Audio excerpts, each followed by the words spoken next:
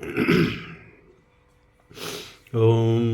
भद्रं कर्णेभिः शृणुयाम देवा भद्रं पश्येम्यक्षभिर्यजत्राः स्थिरैरङ्गैतुष्टवागुंसस्तनूभिः वशेम देवहितं यदायुः। शांति शांति शांति। धर्म प्राण सज्जनों, अब कठोपनिषद अध्याय 1 बल्ली 2 का 18वां मंत्र है। न जायते म्रियते वा विपश्चित नायं कुतश्चिन् बभूव कश्चित् अजो नित्यः स्वास्थोऽयं पुराणो न हन्यते हन्यमाने शरीरे। अब गीता का वो श्लोक आप लोगों को याद आ रहा होगा कि न जायते म्रियते वा कदाचित् नायं भूत्वा भविता वा न भूयः अजो नित्यो शाश्वतोऽयं पुराणो न हन्यते हन्यमाने शरीरे। और यहाँ है कि न जायते म्रियते वा विपश्चित नायं कुतश्चिन् बभूव कश्चित् अजो नित्य स्वास्थोऽयं पुराणो न हन्यते हन्यमाने शरीरे। इसीलिए गीता को उपनिषदों का सार कहा गया है। बहुत सारे मंत्र उपनिषदों के गीता में बड़े सुंदर ढंग से सजाया गया है। और गीता की विशेषता है कि सारी उपनिषद जो हैं निवृत्त मार्गी हैं, अरण्य सेवन करने के लिए हैं, अरण्य में बैठ के ब्रह्मात्म चिंतन करने के लिए। ब्रह्मात्मा एक बोधेन बिना विमुक्ति न सिद्धते ब्रह्म शतांतरे, ये शंकराचार्य ने कहा। यह आत्मा और ब्रह्म एक ही है। यह अनुभव करने के लिए सारे उपनिषद लिखे गए। गीता ने उन सारे उपनिषदों को प्रवृत्त मार्गी बना दिया। संसार में यहाँ तक कि युद्ध जैसी विषम परिस्थिति में बैठ के और अध्यात्म का चिंतन करो। ये जो जीवन में ऊंचे ऊंचे मूल्य दिए हैं उपनिषदों में जीवन के, उस सारे मूल्यों को जीवन में उतरने दो। ये जंगल में बैठ करके इन मूल्यों का क्या उपयोग होगा? अरण्य रोदन करोगे आप, अपने तर जाओगे, ठीक है, लेकिन यह पशु प्रवृत्त है जो आप ही चरे। मनुष्य है वही कि जो मनुष्य के लिए मरे। अपने तर गए तो क्या तरे। देखो हमारे डॉक्टर साहब 10 लोगों को बैठा के उनको प्रेरणा दे के हमको भी अनुबंधित करके, ये सब उन्हीं का उद्योग है, उन्हीं का प्रयत्न है। जो इस ठंडक में आप 10-12 लोग आकर के इस ठंडक में बैठ जाते हो, और ये उन्हीं का उद्योग है कि मैं जब तक आप लोगों के लिए वीडियो नहीं बना लेता हूँ तो मुझे लगता है कि मेरे सर पर कोई भारी बोझ है जिसे उतारना है। और जब वीडियो बना लेता हूँ तो समझता हूँ कि बोझ उतर गया। तो ठंडक मुझे ज़्यादा ही परेशान करती है। अभी देखो वीडियो बना रहा हूँ, कमरा एकदम बंद करके और बगल में हीटर जला के। 9 बजने वाले हैं रात्रि के। अब जाके फुर्सत मिली, थोड़ा खटपट से इधर उधर जो होता रहता है उससे थोड़ी फुर्सत मिली तो आप लोगों के मुखातिब हो रहा हूँ। न जायते म्रियते वा विपश्चिन् नायं कुतश्चिन् बभूव कश्चित्। अब ये आत्मा के बारे में यमराज जी नचिकेता को बता रहे हैं कि न जायते म्रियते वा, न आत्मा का जन्म है और न आत्मा का मरण है। अरे भाई, मरण है तो जन्म जरूरी होगा, और जन्म है तो मरण जरूरी होगा। जातस्य ध्रुव मृत्यु जन्मम ध्रुव मृत्युश्च। जो पैदा हुआ है, जिसने शरीर धारण किया, उसको शरीर छोड़ना पड़ेगा। भगवान राम आए, भगवान कृष्ण आए तो उनको भी अपना शरीर छोड़ना पड़ा। हम लोग किस खेत की मोली हैं?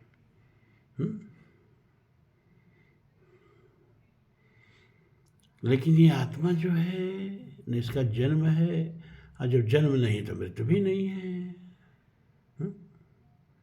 और जिसकी मृत्यु न हो समझो उसका जन्म भी नहीं है, और जन्मा है तो अवश्य मरेगा भाई। यह सप्तेति चिरजीविनो, ये जो है ना, ये आपकी कल्पना है।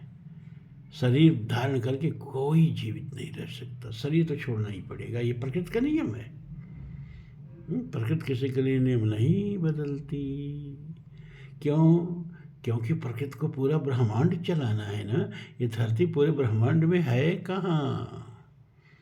कहाँ है? अपनी आकाश गंगा में सूरज जैसे खरबों सूरज हैं, खरबों। आज का विज्ञान अनुमान लगाता है करीब करीब 400 अरब हमारे सूरज या सूरज से बहुत बड़े बड़े 1000 गुना बड़े बड़े तारे, और ऐसी असंख्य पृथ्वियाँ अपनी आकाश गंगा में, और ऐसी 3 ट्रिलियंस 3 खरब आकाश गंगाओं का अब तक विज्ञान गणना कर चुका है ज्ञात ब्रह्मांड में। 93 अरब प्रकाश वर्ष का ये जो वृत्त है ज्ञात ब्रह्मांड का, इसमें अज्ञात ब्रह्मांड में भगवान जाने कितना, और सब प्रकृति के नियम पे चलता है भाई। तो प्रकृति किसी के लिए नियम नहीं बदलती, किसी को अजर अमर नहीं करती। ये आपकी आस्था है तो उसमें कोई ये भी नहीं है। अब प्रश्न उठेगा क्या हनुमान जी अमर नहीं है? अच्छा भाई, हनुमान जी अगर एक शरीर को लेके अजर अमर होते तो किसी एक जगह होते। हनुमान जी कहाँ नहीं है? जहाँ मंदिर बनाओ, जहाँ प्राण प्रतिष्ठा कर दो, वहीं हनुमान जी। कोई एक शख्सियत ऐसे जिसका एक शरीर हो, एक व्यक्तित्व हो, वो किसी एक ही जगह रहेगा ना। उसे कई जगह एक साथ रहने के लिए अशरीरी होना पड़ेगा, है? तो हनुमान जी जो हैं एक ऊर्जा का, एक आदर्श का, एक आवेश का नाम है? जिसके अंदर वह हनुमत आवेश आ जाए, समझो उसके अंदर हनुमान जी का आविर्भाव हो गया। हनुमान जी की सादगी, हनुमान जी की सज्जनता, हनुमान जी का चरित्र, हनुमान जी का वैराग्य, हनुमान जी का ज्ञान, हनुमान जी का संयम,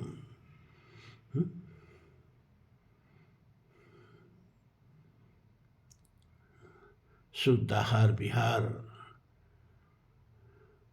इस सब जिसके अंदर आ जाए, भगवत शरणागति, भगवत राम काज कीने बिना मोहि कहाँ विश्राम। प्रभु का काज क्या है कि आपके सामर्थ्य के अनुसार प्रभु ने जो आपको सौंपा है वही राम काज है। आपकी गृहस्थी, आपका परिवार, आपके माता पिता, आपका पुत्र पौत्र,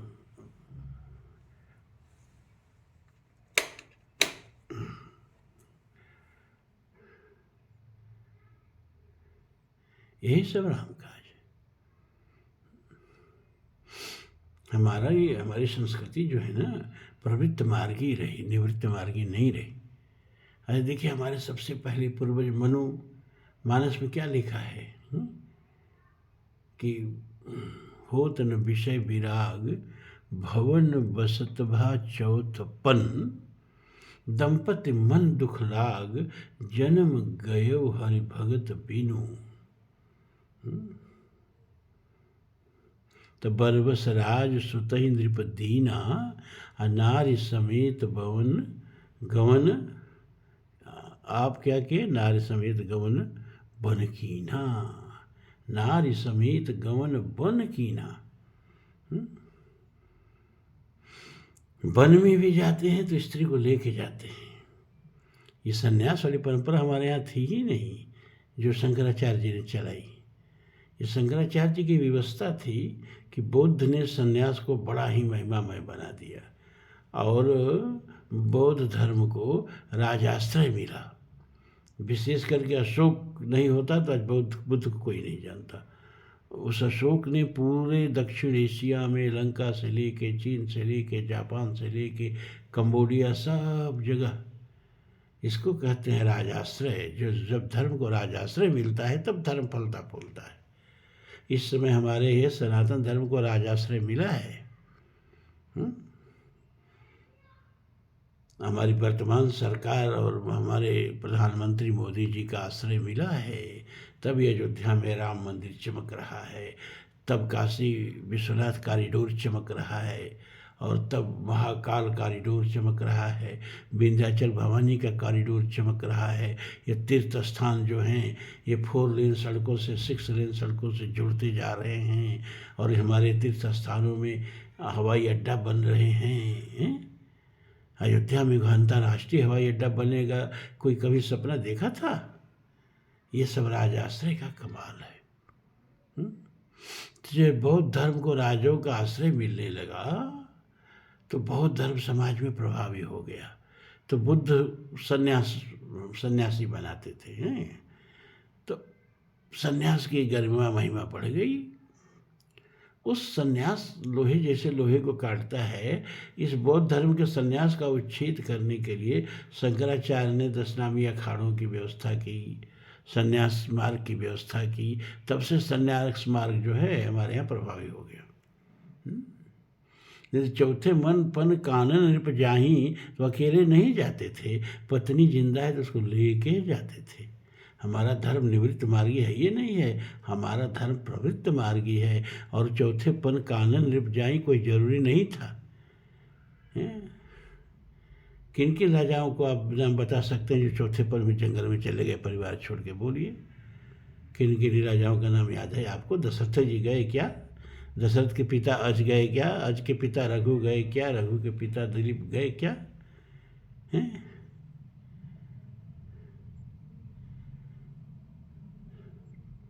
सगर गए कि असमंजस गए कि अंशुमान गए कि दिलीप गए कि भगीरथ गए? लोग गए क्या? आप बताओ, किसी राजा का नाम बताओ जो हमारे यहाँ हमारे पुराणों में वर्णन हो चौथे पन में घर परिवार छोड़ के संन्यास ले लिए। यह संन्यास हमारी परंपरा ही नहीं है। हमारे वेद के 181 ऋषियों का मंत्र है हमारे वेद में, और एक भी ऋषि सन्यासी नहीं है, सब गृहस्थ हैं। तब गृहस्थ ऋषियों का मान बहुत ज़्यादा था। देखो, वशिष्ठ गृहस्थ हैं, विश्वामित्र गृहस्थ हैं, अत्रि गृहस्थ हैं, सुतीक्ष्ण गृहस्थ, ये अत्रि जी गृहस्थ हैं, अगस्त मुनि गृहस्थ हैं। ये सब बड़ी बड़ी ऋषि जो हैं, वाल्मीकि हैं, सब गृहस्थ हैं,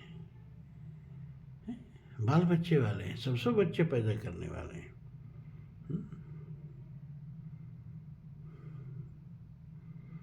न जायते मृत्यवा विपश्चित नायम कुतश्चित बभूव कश्चित।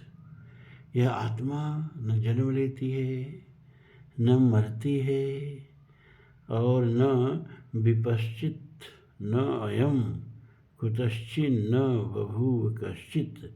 विपश्चित कहते हैं विद्वान को, तत्वज्ञ को। तो यह आत्मा जो है इसको विद्वान कहा, विपश्चित कहा है। तो ये जो आत्मा है ना, ज्ञान स्वरूप आत्मा, विपश्चित ज्ञानी, ज्ञान स्वरूप। ज्ञान स्वरूप क्यों कहा? क्योंकि आत्मा न रहे तो हमको किसी चीज़ का बोध न हो, ये इंद्रियां बेकार हो जाएं। देखो, मृतक शरीर की इंद्रियों को न दिखाई देता है, न सुनाई देता है, न स्पर्श महसूस होता है, न स्वाद महसूस होता है, न गंध महसूस होता है। आत्मा है तो सब महसूस होता है। तो मतलब ज्ञान भीतर बैठ के किसको होता है? ये ज्ञानी कौन है? कौन ज्ञानवान है? का आत्मा ज्ञानवान है। आत्मा है तो सारे लोग अपना बुद्धि को ज्ञान है, मन को भी कुछ ज्ञान होता है, इंद्रियों को भी ज्ञान होता है। लेकिन सारा ज्ञान कौन है? किसके पीछे? इनके पीछे कौन खड़ा है? आत्मा। यन मनुषा न मनते ये नाहुर मनोमतम तदेव ब्रह्मम तम विद्धि नेदम यदि उपासते।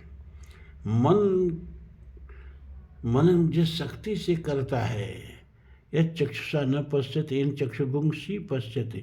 नेत्र जिस शक्ति से देखता है, कान जिस शक्ति से सुनता है, त्वचा जिस शक्ति से स्पर्श करती है, ये शरीर का सारा हलचल के पीछे जो शक्ति है वही शक्ति आत्मा है।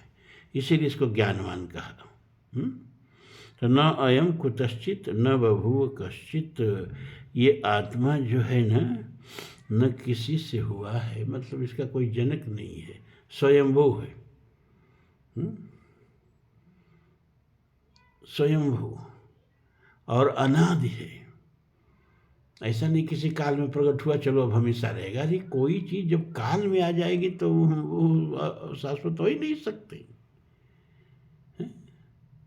तो न कुतश्चिन, न इस ये आत्मा किसी से हुई है और बभूव कश्चित, और न इस आत्मा से कोई बभूव माने उत्पन्न होता है। न यह किसी से उत्पन्न होता है न इससे कोई उत्पन्न होता है, मतलब न तो इसका कोई कारण है और न यह किसी का कारण, इसका कोई कार्य है। कार्य और कारण से ऊपर है ये आत्मा।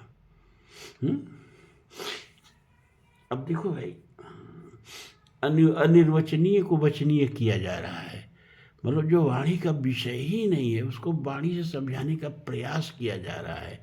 इसलिए विपरीत धर्म इसमें आएंगे, है भी नहीं भी, अस्ति नास्ति, दोनों से इसको अव्यक्त किया जाता है।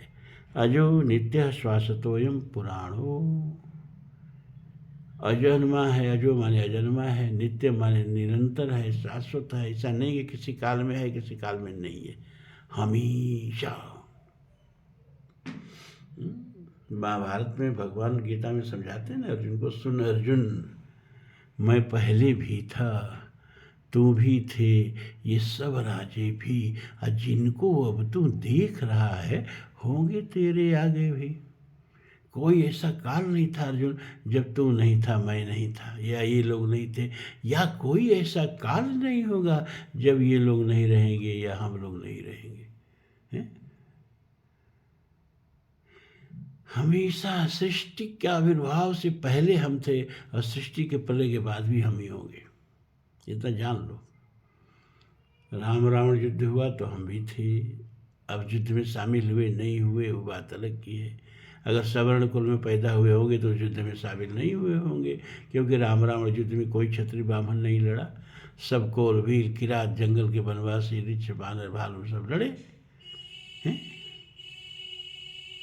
बानर का मतलब ये सब जो डांड पर कूदते बानर मत समझना। ये आदिवासी अपने टोटम के आधार पर इनको इन संज्ञा दी जाती थी, जो बानर की तरह। अभी भी अमेजन में जो आदिवासी हैं वो तरह तरह की आकृति और रूप बना के रहते हैं। ऐसे ही दक्षिण की आदिवासी जो बानर की तरह रूप बना के रहते थे उनको बानर कहते थे। जो रिछ के टोटम की पूजा करते थे, रिछ की तरह रहते थे, उनको रिछ कहते थे। शोषण इनका बाले और रावण दोनों मिलकर इतना किए थे कि घर भी नहीं बना पाए बेचारे। तो पेड़ों पर अभी भी जाके अब देखिए, इधर पूर्वोत्तर भारत में चले जाइए तो अभी भी पेड़ों पर मचान बना के लोग रहते हैं। जंगलों में आज भी आदिवासी पेड़ों पर मचान बना के रहते हैं, क्योंकि नीचे रहने में जंगली जानवरों का खतरा रहता है। तो ये वो जंगली आदिवासी लोग थे जिनको भगवान ने संगठित करके और रावण का वध किया, रावण को पराभूत किया। तजो नित्य श्वासतोयम पुराणो, यह शाश्वत है और पुराण है। मतलब क्या, आपकी आयु से बढ़ के किसी की आयु नहीं है दुनिया में, इतना जान लो। यह सृष्टि अभी पैदा नहीं हुई थी तो आप थे, और सृष्टि नहीं रहेगी तो भी आप रहेंगे। आप शाश्वत हैं। फिर सृष्टि पैदा होगी, फिर अपने कर्मानुसार इस सृष्टि में धंसेंगे हैं, लेकिन फिर कभी कल्पांतर में सृष्टि का विसर्जन होगा तो हो जाए, आप रहेंगे।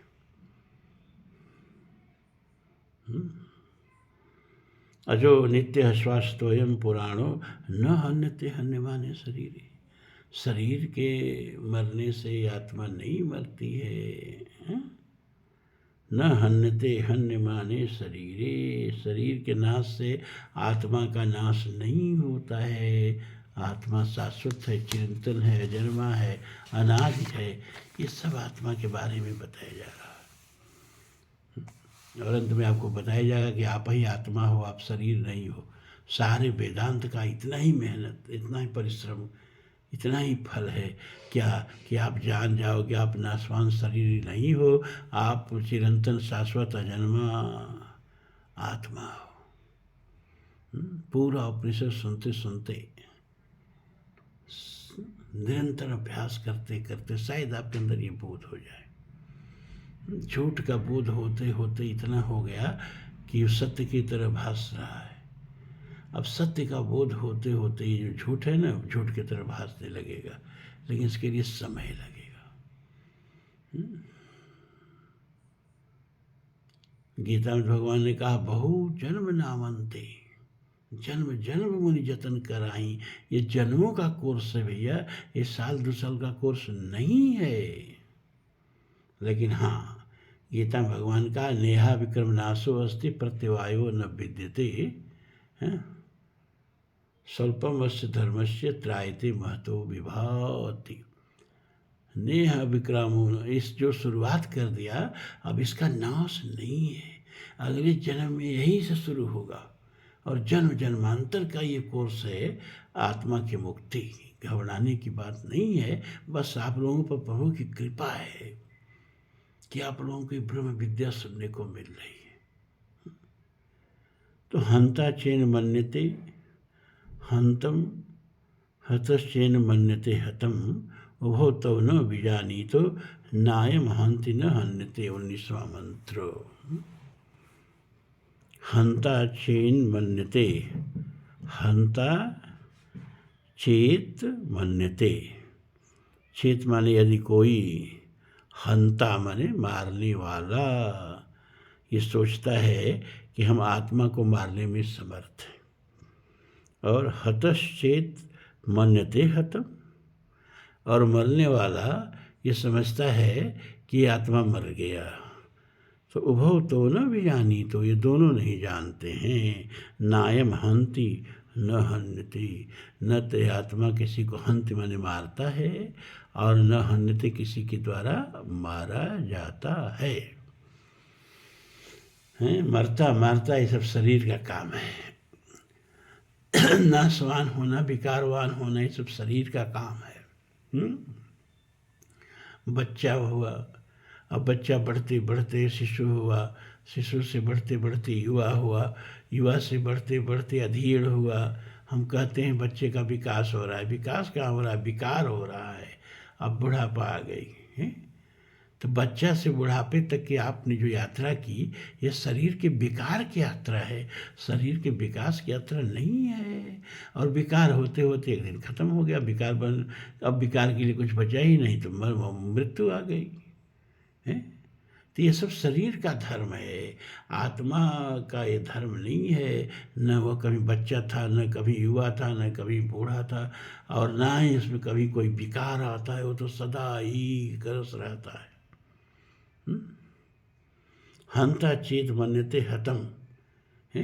कोई सोचता है हमने आत्मा को मार डाला, वो गलत सोचता है। और मरने वाला सोचा अब तो आत्मा मर गई, वो भी गलत सोचता है। मारा शरीर ने शरीर को मरा, माटी खुद ही करे दे यार। माटी घोड़ा, माटी जोड़ा, माटी दा अस्वार, अब माटी माटी रू मारन लागी, माटी दे हथियार। माटी बाग बगीचा, माटी माटी दा गुलजार, आज जिस माटी पे बहुता माटी तिस माटी अहंकार, माटी खुद ही करे दे यार। ये सब माटी है, मट्टी का सब खिलौना, मट्टी का खिलवाड़। आत्मा न मरता है न मारता है, बस तादात्म्य कर लिया है शरीर से, तो शरीर के विकार को अपना विकार मानता है। शरीर पर जो घटता है उसको अपने पर घटाता है। यही आत्मा की गड़बड़ी है। तो जो आत्मा इस अंतःकरण से तादात्म्य कर लेता है, अंतःकरणावच्छिन्न हो जाता है, मन बुद्धि चित्त और अहंकार से घिर करके इसी को अपना स्वरूप समझ लेता है, तो आत्मा जीव हो जाता है। और जब वह इस अंतःकरण चतुष्टय से अपने को मुक्त कर लेता है, चेतन अमल सह सुख राशि अपने स्वरूप से, न जायते मृत्य व कदाचित नायम भूत्वा भविता व न भूय वाले अपने स्वरूप से उसका तादात्म्य हो जाता है, तब वह जीव से आत्मा हो जाता है। बस इतना ही जीव और आत्मा में अंतर है। जो जीव है वही आत्मा है, जो आत्मा है वही जीव है। लेकिन जब उस आत्मा ने इस नश्वर नाशवान विकारवान शरीर से तादात्म्य करके इसी को अपना स्वरूप समझ लिया है, जैसे स्फटिक मणि को जिस रंग के ऊपर रखो उस रंग का हो जाता है, वैसे उसमें कोई रंग नहीं है। अभी उस रंग से हटा दो तो फिर वो निरंग होकर चमकने लगेगा। उसी तरह से आत्मा शरीर को जब अपना स्वरूप समझ लेता है तो शरीर के सारे गुण धर्म उस पर आरोपित हो जाते हैं। तो हम कहते हैं आत्मा दुखी हो गया, तो आत्मा मलिन हो गया, तो आत्मा निर्मल। ना आत्मा मलिन होती है ना आत्मा निर्मल होती है, क्योंकि मलिन होना निर्मल होना दोनों विकार है, और ये विकार आत्मा में नहीं चलता है, हैं? दिक्कत पड़ रही है ना। यही ब्रह्म विद्या है? सुनते सुनते यद्यप कही गुरु बारह बारह, समझ परी कछु मति अनुसारा। समझते समझते समझ में आएगा भाई, आप घबराना मत। अड़ो रड़ी यान महतो महीयान नात्मास्य जंतो निहितो गुहायाम, तमः क्रतु पश्यत वीत शोको धातु प्रसादाद महिमा मानात्मनः। अड़ोरड़ीयान महतो महीयान न आत्मस्य जंतो निहितो गुहायाम।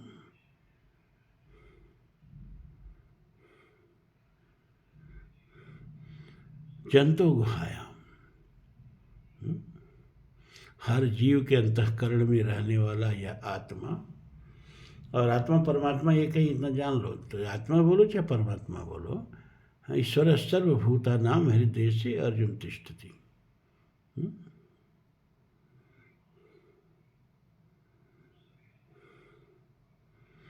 अड़ोरणीयान, जीवों के अंतर कर्ण में रहने वाला, गुहा में रहने वाला यह आत्मा, अणु से अणु, सूक्ष्म से सूक्ष्म। अब सूक्ष्म कहने पर क्या समझ में आया आपके? कितना सूक्ष्म है यहाँ जगत, पता ही नहीं, विज्ञान को पता ही नहीं। पदार्थ खोजते खोजते गया, पदार्थ से खो गया, पदार्थ ऊर्जा में बदल गया, तरंग में बदल गया। तरंग भी अत्यंत सूक्ष्म कणों से बनते हैं, क्वार्क जिनको कहते हैं। क्वार्क भी मूल कण नहीं रहा, स्ट्रिंग थियरी की कल्पना की जाने लगी। सूक्ष्म से सूक्ष्म,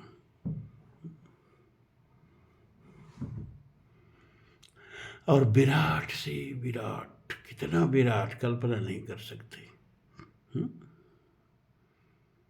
तो आत्मा सूक्ष्म से सूक्ष्म है, विराट से विराट है। क्यों? क्योंकि सब आत्मा के भीतर घटित हो रहा है। सूक्ष्म भी आत्मा के भीतर ही घटित हो रहा है, विराट भी आत्मा के भीतर ही घटित हो रहा है। तो न सूक्ष्म आत्मा से बाहर है, न विराट आत्मा से बाहर है, ये सब आत्मा के भीतर ही है। एन सर्वमिदं ततम, जिससे सब व्याप्त है।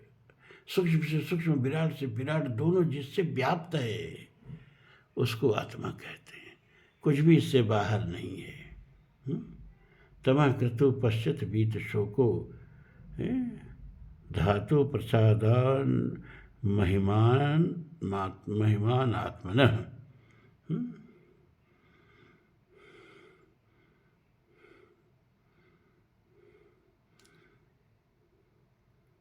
और क्रतु माने कामना रहित होगा। क्रतु अस्मर, क्रतु अस्मर, क्रतु अस्मर, क्रतु अस्मर आया ना ईशावास्योपनिषद में, याद करो आप। तो क्रतु माने हमारे किए गए कर्म हैं, और सारे कर्म जो हैं वो किसी न किसी वासना से किए गए, फलाकांक्षा से किए गए। और क्रतु माने कि जिसने, जो निष्काम कर्मी है, निष्काम कर्म योगी है, जिससे कर्म तो बिना किए एक चपड़ आप रह नहीं सकते। न कहें, भगवान गीता में कहते हैं कि कोई भी न जात कश्चित क्षणमप अकर्मकृत कार्यते हवसे कर्म प्रकृति जैर गुणे। कोई वही ऐसा नहीं है जो किसी काल में, जात माने समय में, किसी समय में बिना कर्म किए रह जाए, किसी भी समय में। याद रहे, मरना भी कर्म है। अब मरने के बाद शरीर भले ही कर्म न करे, आत्मा अपने कर्मों के बंधन में बंधे दूसरे शरीर को कर्म करने के लिए प्राप्त कर लेता है। तो अक्तम अक्रतुम, तम माने उस अड़ो अड़ियान महतो महियान आत्मा को, क्रतु अक्रतु, मोमिन और छिपा हुआ है, तम म में हलंत लग जाएगा जब पद विच्छेद करोगे। और अक्रतु माने जिसने निष्काम कर्म किया है, हैं, बीत शोक और चिंता रहित, सुखे दुखे समय कृत्वा लाभा लाभो जया जयो समत्यम योगम उच्यते। समत्य योग में स्थित होकर के और कामना रहित कर्म जिसने किया है, वीत शोक माने हर प्रकार के शोक से, हर्ष से ऊपर होकर के जिसने काम किया है, धातु प्रसादात पश्यति, वह धातु के प्रसाद से उस अपने भीतर स्थित आत्मा को देख लेता है। अब ये धातु शब्द पर न शंकराचार्य ने इसे इंद्रिय संज्ञा दी है कि धातु प्रसाद माने इंद्रियों के प्रसाद से वह आत्मा को देख लेता है। और विशिष्टाद्वैतवादी लोग यहाँ धातु का मतलब परमात्मा से लगाए हैं कि वह परमात्मा के प्रसाद से आत्मा को देख लेता है। अब शंकराचार्य को धातु का अर्थ परमात्मा लगाने में क्या परेशानी हुई है? क्योंकि भाई तब तो आत्मा परमात्मा दो हो जाएगा, परमात्मा के प्रसाद से आत्मा को देख लेता है, ये अर्थ हो जाएगा। जो कि नीचे विशिष्टाद्वैत वाले लगा रहे हैं, द्वैत वाले लगा रहे हैं कि धातु माने परमात्मा जो धारण करता है सारे विश्व को, हैं। तो उस परमात्मा के प्रसाद से यह अक्रतु और बीत शोक व्यक्ति जो निष्काम कर्म योगी है और समत्तम योग में स्थित होकर के कर्म किया है, उस पर परमात्मा प्रसन्न हो जाते हैं और आत्मा का रहस्य खोल देते हैं। लेकिन शंकराचार्य को यह अर्थ करने में थोड़ी कठिनाई हुई इसका मतलब तब आत्मा परमात्मा दो है, और उनका तो सिद्धांत अद्वैतवाद का है। तो धातु प्रसादात का अर्थ यहाँ लगाते हैं कि इंद्रियों के प्रसाद से वह आत्मा को देख लेता है, आत्मा का दर्शन कर लेता है। लेकिन इसमें द्वैतवादियों को बड़ी परेशानी हुई है। इंद्रियों में इतनी सामर्थ्य है कि आत्मा को देख ले, हैं।